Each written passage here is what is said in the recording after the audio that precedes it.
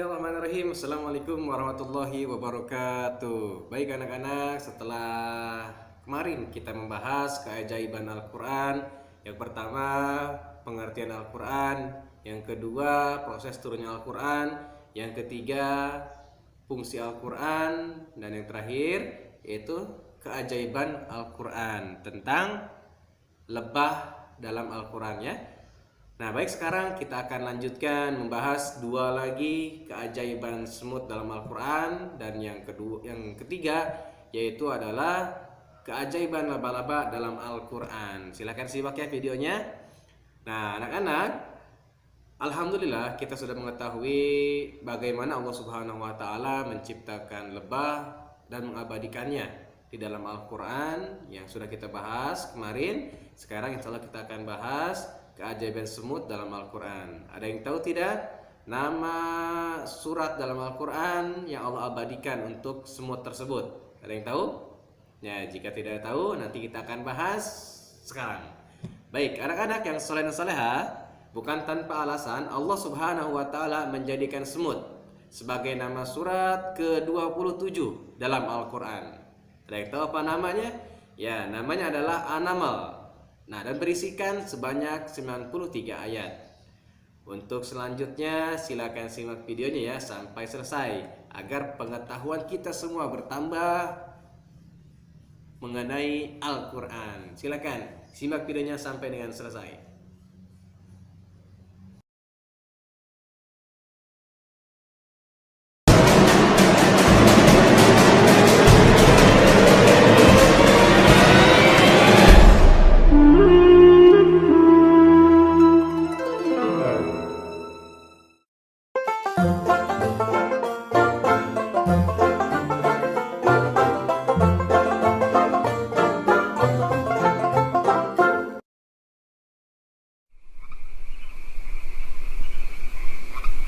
أعوذ بالله من الشيطان الرجيم حتى إذا أتوا على واد النمل قالت نملة يا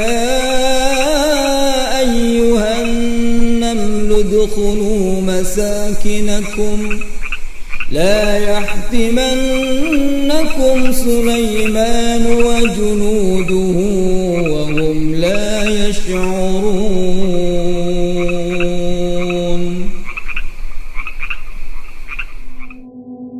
Hingga ketika mereka sampai di lembah semut, berkatalah seekor semut, "Wahai semut-semut, masuklah ke dalam sarang-sarangmu agar kamu tidak diinjak oleh Sulaiman dan bala tentaranya, sedangkan mereka tidak menyadari." Surah An-Naml ayat 18.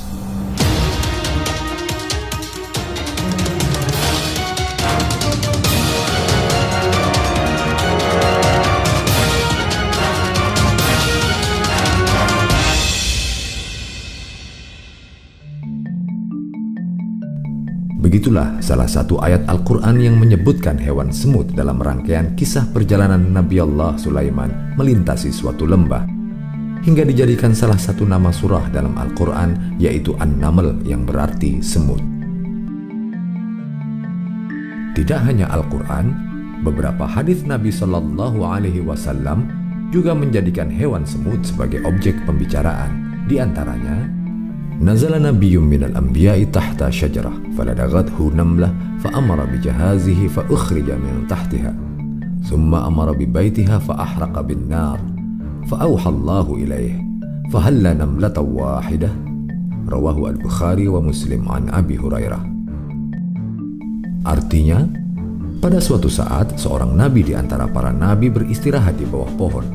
Tiba-tiba seekor semut menggigitnya. Dia lantas menyuruh temannya untuk memindahkan barang-barangnya dari bawah pohon itu dan meminta agar sarang semut itu dibakar. Allah lalu mewahyukan kepadanya, "Mengapa tidak kau bunuh satu semut saja?" Riwayat Al-Bukhari dan Muslim dari Abu Hurairah. Dalam hadis lain, bahkan diriwayatkan Allah menantang orang-orang zalim untuk menciptakan hewan sekecil semut. Qala Allah Azza wa Jalla, وَمَنْ أَظْلَمُ مِمَّنْ ذَهَبَ يَخْلُقُ خَلْقًا كَخَلْقِي فَلْيَخْلُقُوا ذَرَّةً أَوْ لِيَخْلُقُوا حَبَّةً أَوْ لِيَخْلُقُوا شَعِيرًا. Rawahu Al-Bukhari wa Muslim an Abi Hurairah. Artinya, Allah berfirman, tidak ada yang lebih zalim daripada orang yang mencoba menciptakan apa yang telah kuciptakan. Aku tantang mereka untuk menciptakan semut yang paling kecil, sebutir gandum atau sebutir jelai. Riwayat Al-Bukhari dan Muslim dari Abu Hurairah.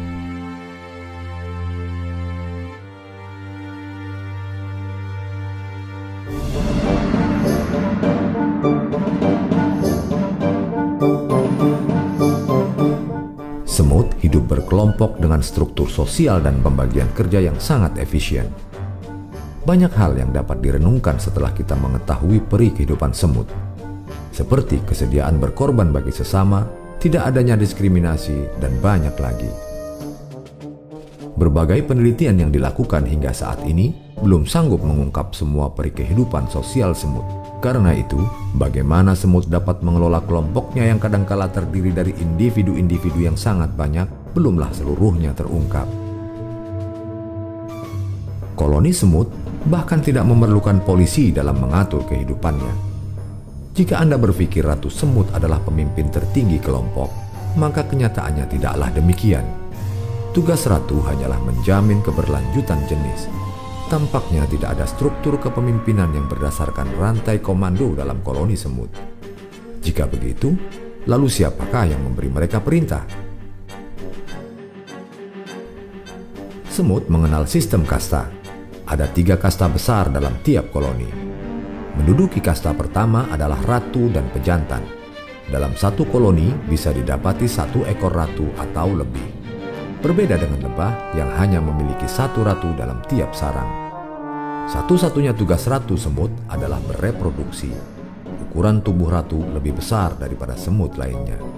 Sementara itu, pejantan bertugas mengawini ratu. Kebanyakan pejantan akan mati setelah melakukan tugasnya ini. Kasta kedua ditempati semut prajurit.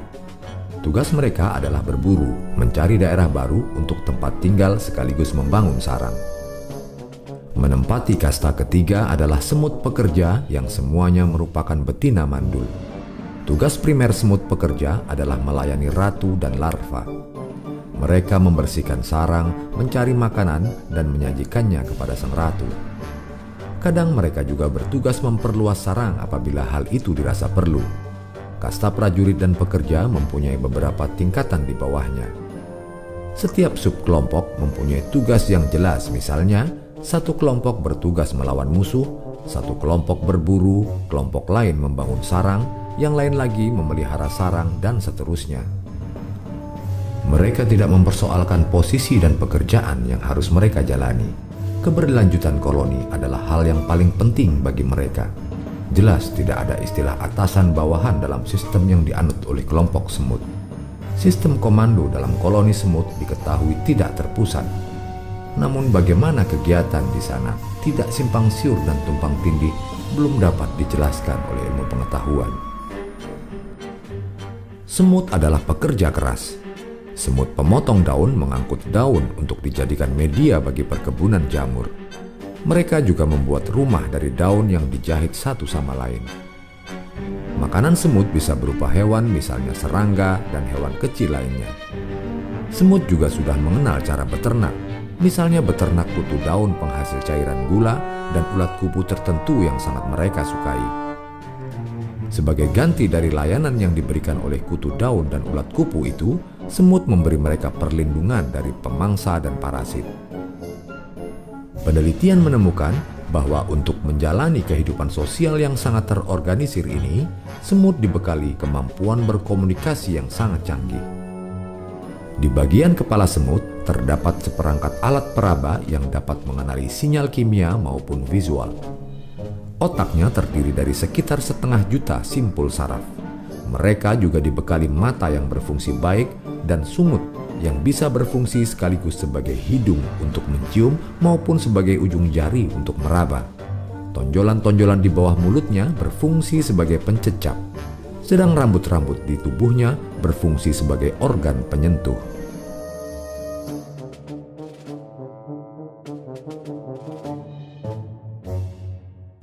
Banyak hal yang mengejutkan akan ditemui bila manusia memperhatikan hewan ini lebih seksama.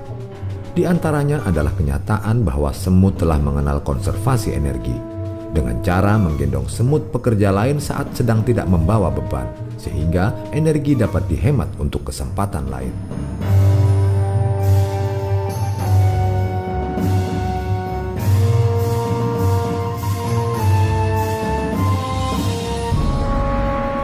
Meski semut mempunyai banyak organ untuk berkomunikasi, namun komunikasi utama yang dilakukannya bersifat kimiawi. Mereka berkomunikasi dengan feromon, suatu hormon yang mengeluarkan bau yang dihasilkan oleh salah satu kelenjar pada semut. Begitu seekor semut mengeluarkan feromon, maka semut lainnya akan menerimanya dengan cara mencium baunya atau menyentuhnya, lantas bereaksi terhadapnya. Dalam dunia hewan, feromon bermanfaat lebih dari sekedar untuk menarik lawan jenis. Feromon bisa mereka gunakan sebagai penanda jalan. Untuk maksud ini, cairan feromon dijatuhkan semut di sepanjang jalan yang dipilihnya. Cairan ini kemudian diciri oleh sungut penerima sinyal feromon pada semut lainnya. Itulah sebabnya apabila diperhatikan, barisan semut terlihat berjalan zigzag. Mereka menyeimbangkan sinyal yang diterima oleh sungut kiri dan sungut kanan. Apabila salah satu atau kedua sungut itu hilang, mereka akan mengalami disorientasi dan tidak dapat tetap berada dalam kelompoknya.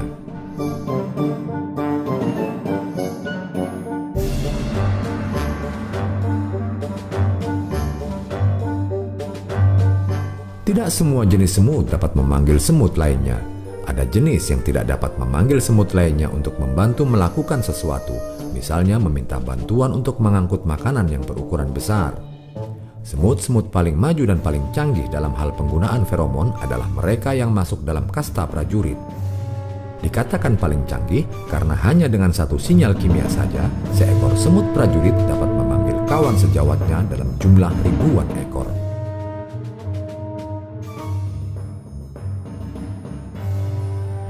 Dari penjelasan di atas, terlihat bahwa semut mestilah punya pengetahuan kimia yang sangat canggih untuk melakukan apa yang dikerjakannya. Faktanya, Al-Quran telah mengungkapkan hal itu lebih dari 1400 tahun lalu, ketika pengetahuan tentangnya belum dikuasai manusia. Diperlukan inspirasi dari supervisor tertentu bagi semut untuk sampai pada capaian demikian. Dialah Allah yang maha mengawasi dan maha membimbing setiap makhluk. Sebagaimana firman-Nya, Inni tawakkaltu ala Allah Rabbi wa Rabbikum ma min dabbatin illa huwa akhidhun binasiyatiha Inna Rabbi ala siratin mustaqim.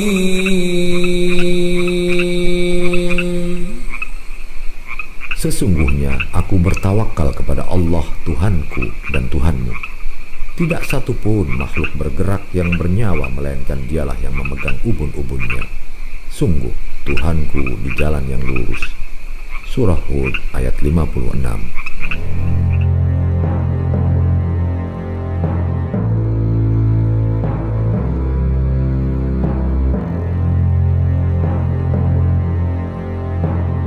Setelah sedikit tahu tentang seluk-beluk peri kehidupan hewan semut, rasanya semakin terbuka pikiran ini.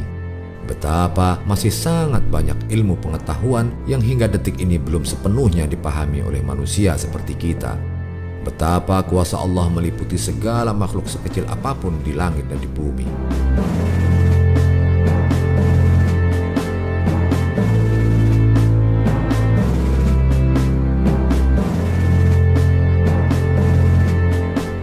Belajar dari kehidupan semut, paling tidak ada 5 poin pesan tersirat dari Sang Pencipta Jagat Raya ini yang bisa kita teladani bersama. 1. Ukhuwah yang kompak dan saling menolong antar sesama. 2. Tidak ada diskriminasi dalam kehidupan berkelompok. 3. Efisien dalam melaksanakan tugas masing-masing. 4. Konsisten dalam mengikuti aturan kelompok yang digariskan bersama. 5. Tidak perlu menunggu perintah untuk berbuat demi kelangsungan hidup bersama.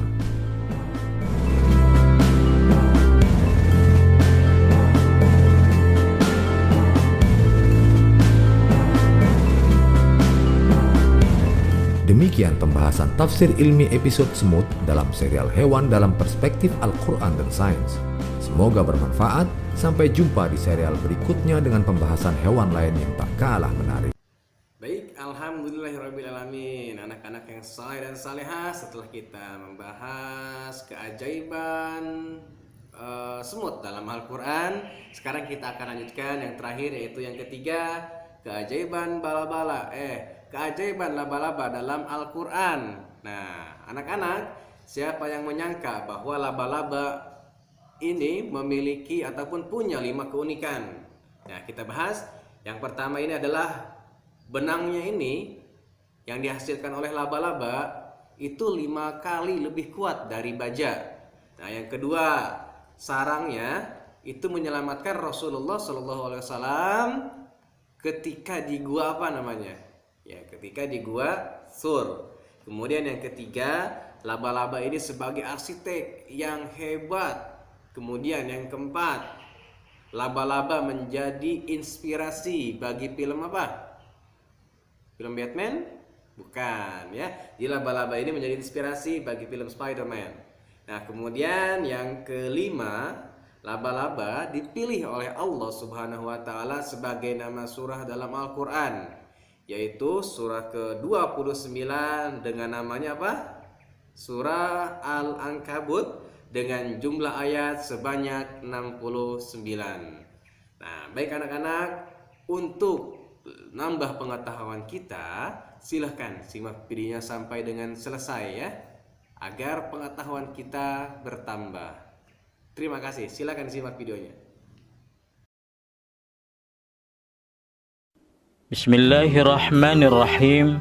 Di dalam Al-Quran surat 29 ayat 41, Allah Subhanahu wa ta'ala berfirman, perumpamaan orang-orang yang mengambil pelindung selain Allah adalah seperti laba-laba yang membuat rumah, dan sesungguhnya rumah yang paling lemah adalah rumah laba-laba kalau mereka mengetahui.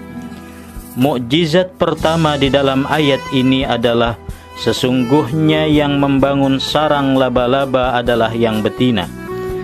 Karena ayat tidak mengatakan ittakhadha, akan tetapi dengan kata ittakhadhat, yang menunjukkan kata ganti untuk perempuan atau betina. Tali laba-laba terbuat dari cairan yang lengket. Cairan ini terdapat di lubang sempit lagi kecil, seperti lubang jarum yang berada di bawah perut laba-laba.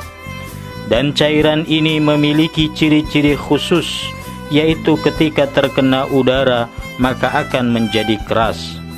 Dikatakan bahwa semua laba-laba dapat membuat dari sedikit cairan tersebut 500 meter jahitan yang kuat.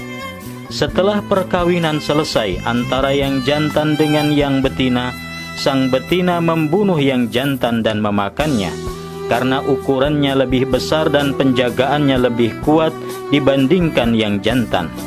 Si betina menyiapkan rumah untuk anak-anaknya yang nantinya mereka akan membunuh induknya setelah keluar dari telur. Di keadaan yang lain, si induk mati setelah sarangnya direbut oleh anak-anaknya sendiri. Ketika laba-laba kecil ini keluar, dia menemukan dirinya di tempat yang sangat sempit, maka dimulailah saling membunuh di antara mereka untuk memperebutkan makanan dan tempat sampai terbunuhnya seluruh yang lemah. Setelah itu yang betina memulai lagi membuat rumah. Makarin Syirazi berkata, sesungguhnya semua hewan dan serangga memiliki sarang, akan tetapi rumah laba-laba tersusun dari benang yang tipis dan lemah, tidak memiliki atap, dinding, halaman dan pintu. Ini dari satu sisi. Dari sisi lain, sesungguhnya materi bangunannya sangatlah lemah dan mudah musnah disebabkan suatu kejadian kecil. Rumah itu tidak mampu bertahan. Jikalau ada angin sepoi, maka niscaya dia akan mengoyak rumah tersebut, dan jika ada air hujan turun, niscaya rumah tersebut akan rusak. Jikalau ada nyala api sedikit, maka akan membakarnya. maka Tuhan mereka yang palsu seperti sarang tersebut tidak memberikan manfaat, madarat, dan tidak menyelesaikan masalah. Tidak pula menjadi tempat perlindungan di dalam cobaan dan kesulitan bagi seseorang. Barang siapa yang berpegang kepada selain Allah dan menjadikan selainnya sebagai sandaran, maka telah berpegang kepada rumah laba-laba. Dan rumah tersebut tidaklah langgeng, tidak mungkin berpegang kepadanya, dan tidak ada asas yang membuatnya teguh menghadapi topan kejadian-kejadian hidup.